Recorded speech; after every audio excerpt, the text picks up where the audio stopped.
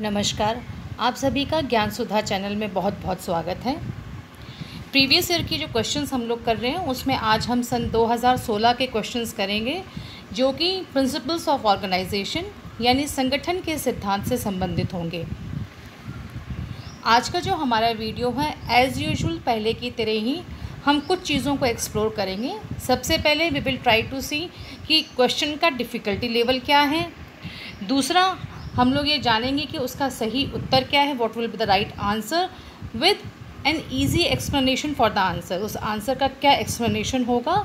इसके साथ साथ हम उस क्वेश्चन से रिलेटेड और आपको जानकारी देंगे ताकि आप उस क्वेश्चन से संबंधित और अधिक जानकारी पाकर उससे संबंधित और क्या क्वेश्चंस बन सकते हैं इस बारे में आप जान सकेंगे।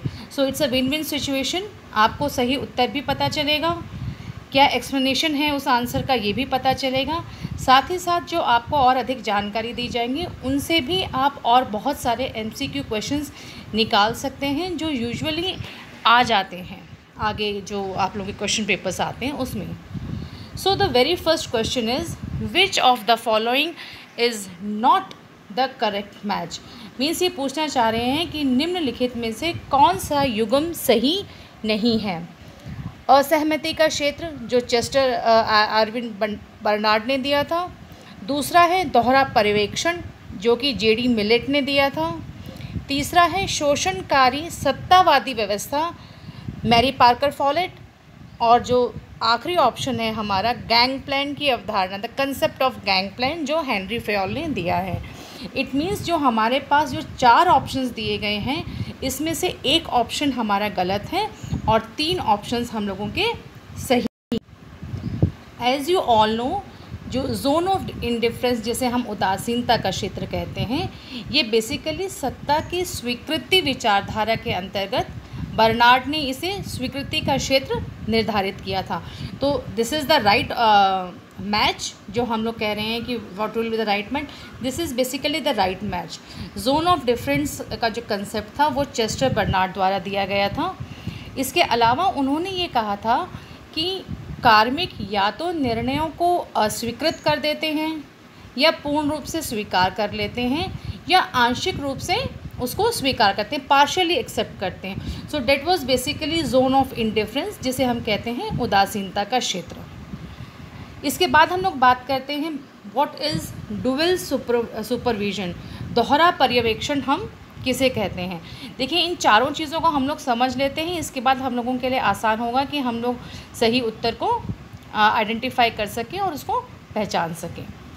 जो दोहरे पर्यवेक्षण जो है वो बेसिकली ये था कि जो अधीनस्थों को अनुदेश देने के साथ साथ उनके कार्यों का निरीक्षण भी इसमें शामिल है। That is basically dual supervision जो कि JD मिलेट ने दिया था और इसके 2 प्राथमिक उद्देश्य उन्होंने बताए थे। उनका कहना था कि संगठन में विभिन्न विभागों में समन्वय सुनिश्चित करना और साथ ही यह सुनिश्चित करना कि संगठन की प्रत्येक इकाई में किए गए कार्यों को संपन्न किया जाए। So this is also the right match basically कि जो दोहरा सुपरविजन या दोहरा पर्यवेक्षण हम कह रहे हैं उसकी जो अवधारणा थी वो JD मिलेट द्वारा दी गई थी। So these are the 2 correct matches. हमसे पूछा गया है कौन सा करेक्ट मैच नहीं है। Concept of gang plank, gang plank हम सभी जानते हैं कि जो हमारा पद सोपान है उससे संबंधित है। बेसिकली मुने ने इसे पहाड़ियों के समान प्राचीन मानते हैं पद सोपान की यदि हम बात करते हैं तो, इसीलिए मुने और रेले ने पद सोपान को स्केलर प्रक्रिया का भी नाम दिया है और हेनरी फेयोल ने इसे सोपानात्मक श्रृंखला भी कहा है। अब जब हम हेनरी फेयोल की बात कर रहे हैं तो ये आपको बताना समुचित होगा कि हेनरी फेयोल ने पद सोपान प्रणाली के दोषों को दूर करने के लिए उपाय बताया था। उनका एक कहना था कि लंबा रेखा वाला संबंधों की स्थापना के साथ साथ संगठन में समानांतर यानी जो हॉरिजॉन्टल की हम बात कर रहे हैं पर भी संबंध स्थापित होना चाहिए और इसे हेनरी फेयोल ने गैंग प्लैंक का नाम दिया था।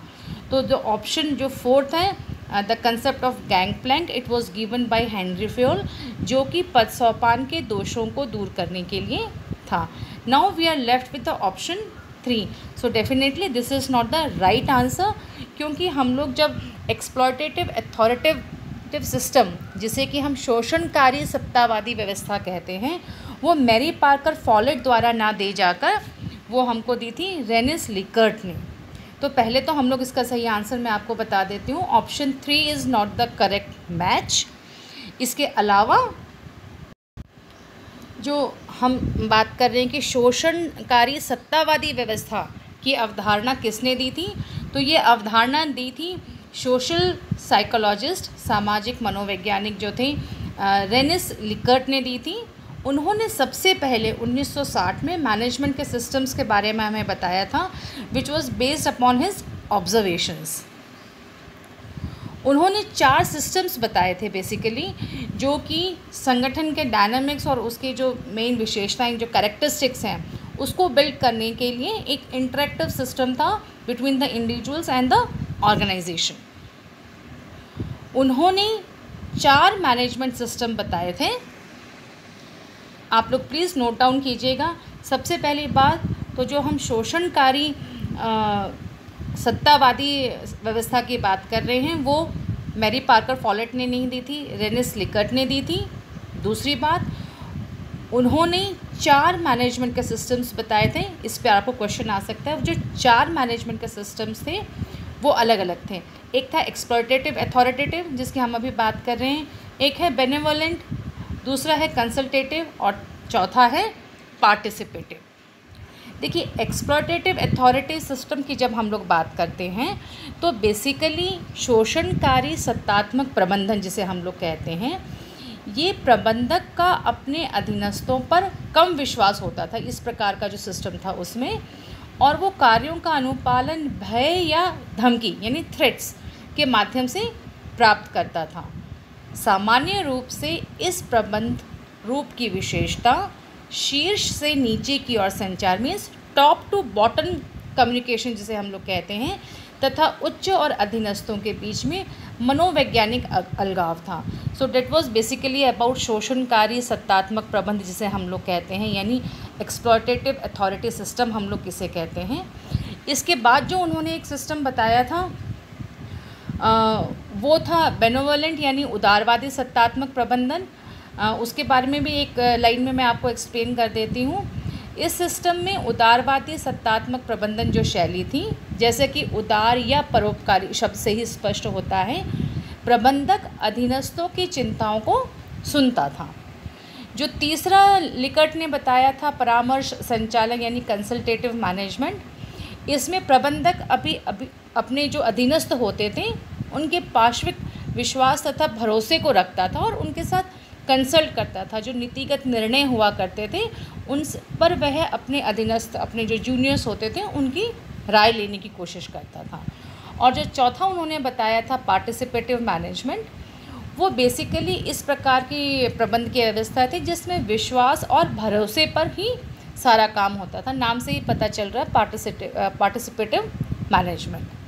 तो ये आपके 4 प्रकार जो लिकर्ट ने बताए थे उसको मैंने आपको एक्सप्लेन किया है, और साथ ही साथ ये बताने की कोशिश करी है कि शोषणकारी सत्तावादी व्यवस्था बेसिकली किसे कहते हैं. Now comes to our next question. हमारा दूसरा क्वेश्चन है हु अमंग द फॉलोइंग. अच्छा, एक चीज़ मैं और कहना चाहूँगी, जो हमारा पहला क्वेश्चन था that was bit of difficulty level. अगर क्वेश्चन का जो डिफ़िकल्टी लेवल हम लोग कहेंगे, that was towards the difficult, it was not easy और medium.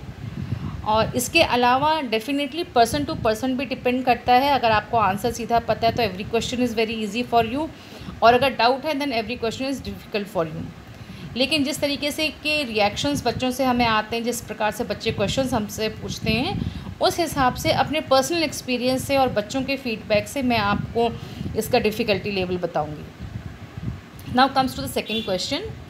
Who among the following has study the impact of computers यानी इंफॉर्मेशन टेक्नोलॉजी उन्होंने दे रखा है on hierarchical pyramid of an organisation, यानी निम्नलिखित में से किसके द्वारा संगठन के पद सोपानीय पिरामिड पर कंप्यूटर यानी सूचना तकनीकी के प्रभाव के बारे में अध्ययन किया गया था. Whether it was Herbert Simon, Peter Drucker, John Pfiffner एवं रॉबर्ट प्रिस्थस, या फिर डेमॉक और डिमॉक। क्वेश्चंस का ऑप्शन देखने से पहले सबसे पहले आपको ये समझने की ज़रूरत है कि ये बात हो रही है हमारी हायरार्की यानी पद सोपान की बात हो रही है। एज़ यू ऑल नो, पद सोपान का शाब्दिक अर्थ में जो शाब्दिक अर्थ होता है वह है श्रेणीबद्ध प्रशासन। अंग्रेजी में पद सोपान को हायरार्की कहते हैं, जिसका मतलब होता है निम्नतर पर उच्चतर का शासन। क्वेश्चन में भी जब हम लोग कंसेप्ट ऑफ गैंगप्लैंक कर रहे थे तब भी मैंने आपको बताया था कि मूने एंड रेले ने पद सोपान को स्केलर प्रोसेस यानी सीढ़ी नुमा प्रक्रिया या सीढ़ी नुमा सिद्धांत, स्केलर प्रिंसिपल का नाम दिया है। इस पर कई बार क्वेश्चन आ जाता है, so just keep in your mind. Mooney and Reiley ने पद सोपान व्यवस्था को सीढ़ी नुमा प्रक्रिया का नाम दिया, जबकि फेयोल ने इसे सोपानात्मक श्रृंखला कहा था। गैंगप्लैंक भी फेयोल ने दिया था, लेकिन गैंगप्लैंक का जो कंसेप्ट था वो पद सोपान के दोषों को दूर करने के लिए दिया गया था।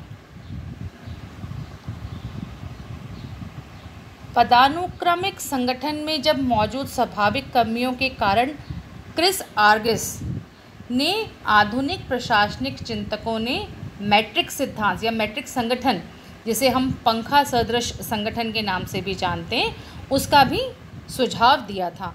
तो यहाँ पर जो हम लोगों का क्वेश्चन ऑफ डिफ़िकल्टी लेवल जो है वो है मीडियम है इस तरीके का, क्योंकि यहाँ पर कोई बहुत क्लियर कट नहीं दिया गया है कि किसने ऐसा कहा है।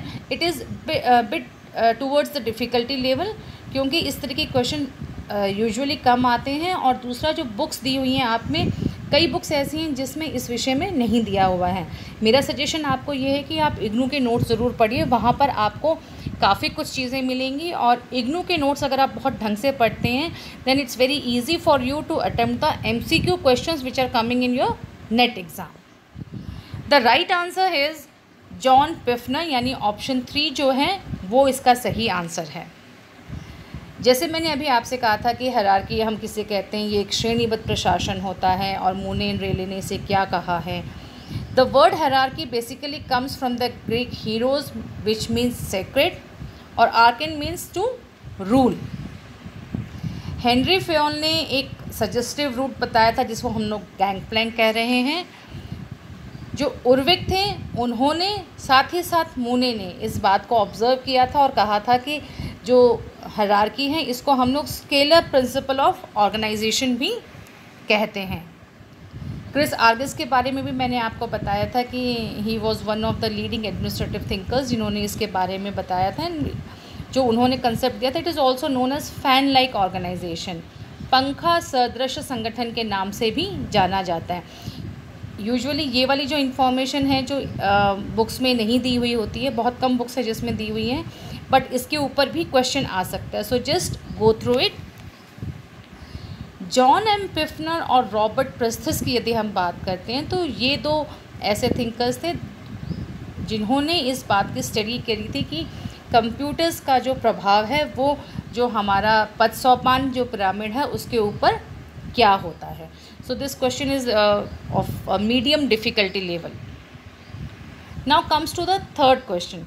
देखिए, पहला जो पिछला वाला क्वेश्चन था उसके लिए कोई बहुत टेक्निकल एक्सप्लेनेशन की ज़रूरत नहीं थी, it was a straight question, लेकिन उसके बारे में जो कॉमन बुक्स आप पढ़ते हैं उसमें कई बार नहीं दिया होता है, इसलिए मैंने उसको मीडियम जो डिफ़िकल्टी लेवल था उसमें लिया था। जो तीसरा क्वेश्चन है हमारा वो ये कहता है कि निम्न में से कौन हर्ज़बर्ग के द्विघटीय सिद्धांत की ही सही समालोचना नहीं करता। देखिए, यहाँ पे भी यदि आप लोग ध्यान देंगे तो they are again asking you which is not the correct one. ये 2016 का जो क्वेश्चन पेपर था, इसकी एक ख़ास बात ये थी कि ज़्यादातर क्वेश्चंस इस तरीके से आए थे, और apart from that principles of organisation से बहुत सारे क्वेश्चन आए थे। Now coming to the question, the first option is the procedure used by Herzberg is limited by this methodology, यानी कि हर्ज़बर्ग द्वारा प्रयुक्त क्रिया विधि को उसकी कार्य प्रणाली सीमित कर देती है। क्या ये इसकी आलोचना की गई थी या नहीं की गई थी? क्वेश्चन सीधा सीधा कहता है कि 3 जो नीचे 4 स्टेटमेंट्स दिए गए हैं उसमें से 3 स्टेटमेंट ऐसे हैं जो हर्ज़बर्ग द्वारा दिए गए जो 2 फैक्टर थ्योरी थी, द्विघटीय सिद्धांत था, उसकी आलोचना करता है और एक नहीं करता। तो हमें इसकी पहचान करनी कि which is not the, it means 3 statements are right and 1 is wrong and we have to identify the wrong one. दूसरा ऑप्शन है उनकी कार्यप्रणाली की विश्वसनीय संदिग्ध है। The reliability of the methodology is questionable. Herzberg stresses upon only on the production and not at the satisfaction. Herzberg केवल उत्पादन पर बल देते हैं, संतुष्टि पर नहीं। और चौथा ऑप्शन है संतुष्टि के आकलन के लिए कोई व्यापक पैमाना प्रयोग में नहीं किया गया।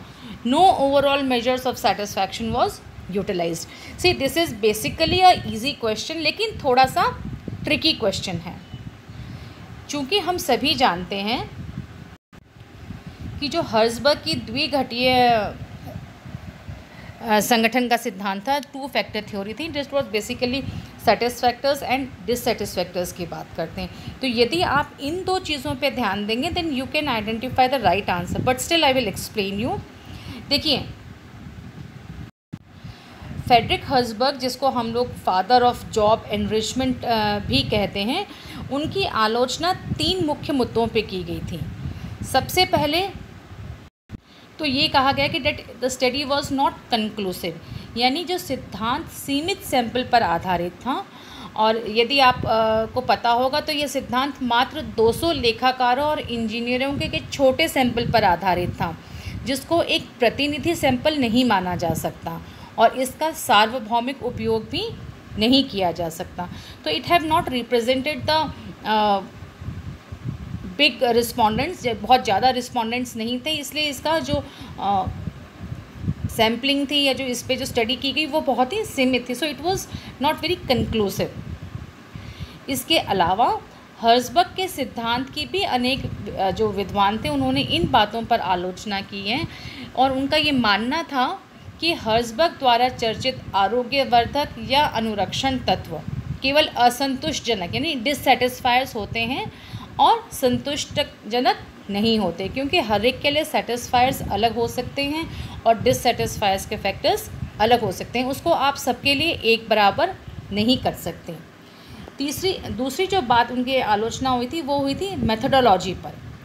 हर्ज़बर्ग और उनके साथियों द्वारा की गई जो शोध विधि थी, जो मेथोडोलॉजी थी, वो बहुत ही सीमित थी। द मेथड बाउंड सिस्टम था उनका, अर्थात उन्हीं परिस्थितियों में अनुकूल परिणाम दे सकती थी जब उसे उस विधि से आयोजित किया जाए जिस विधि से हर्ज़बर्ग ने आयोजित करी थी। So this was the question mark on Herzberg's theory. Apart from that उन्होंने जो थ्योरी दी थी वो जॉब एनरिचमेंट की तरफ ज़्यादा हम लोगों को इंगित करती है।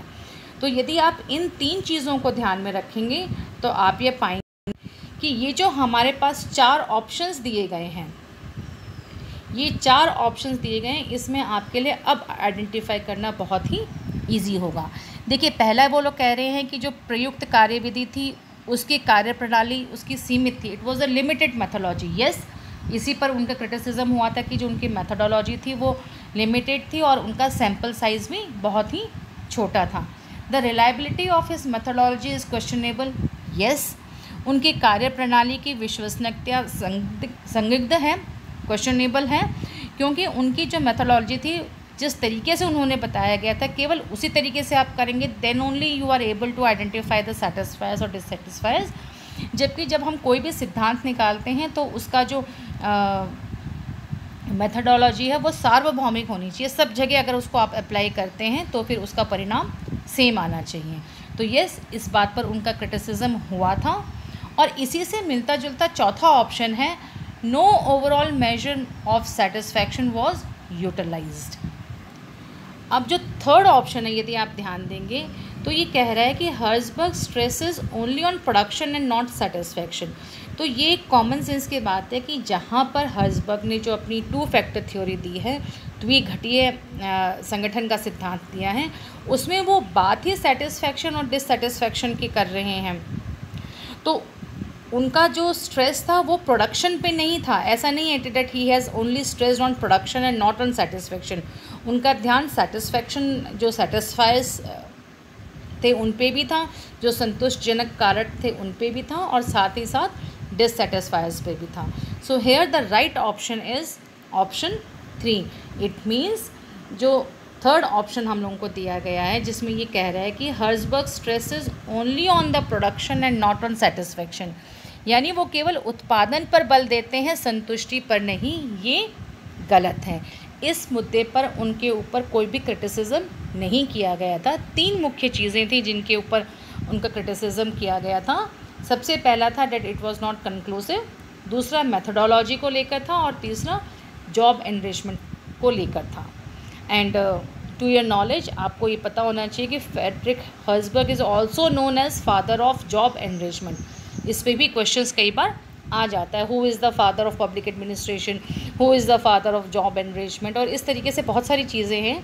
तो whenever you go through your syllabus या आप कोई भी पर्टिकुलर टॉपिक कर रहे हैं तो आपकी अप्रोच ये होनी चाहिए कि इसमें से मैक्सिमम कौन कौन से क्वेश्चंस निकल सकते हैं and what will be the right answer, या फिर इसको आप उल्टे तरीके से भी देख सकते हैं जैसे ज़्यादातर क्वेश्चंस आए हैं। They are giving you the 3 right things which support the question, और एक चीज़ सपोर्ट नहीं कर रही है, जिसमें ज़्यादातर वो लोग पूछ रहे हैं which is the incorrect statement, which is not the correct statement, which is not the correct match, इस तरीके के क्वेश्चंस पूछे जाते हैं। तो आज की वीडियो में हमने केवल 3 क्वेश्चंस डिस्कस किए हैं।